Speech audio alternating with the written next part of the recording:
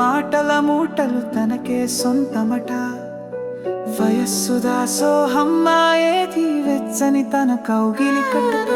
మది ధనుస్సు విరిగేది తన చూపుల సైగలకట.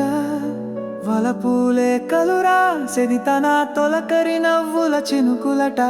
కన్నుల కాంతులు వెలిగేది తన రూపం ఎదురుగా నిలిచే వేలకట.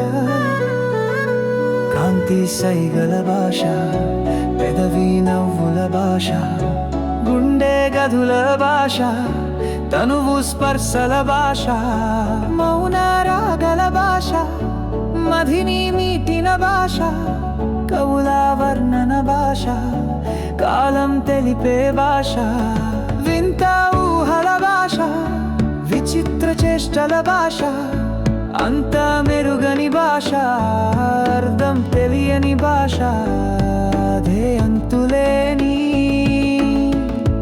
ప్రేమ భాష.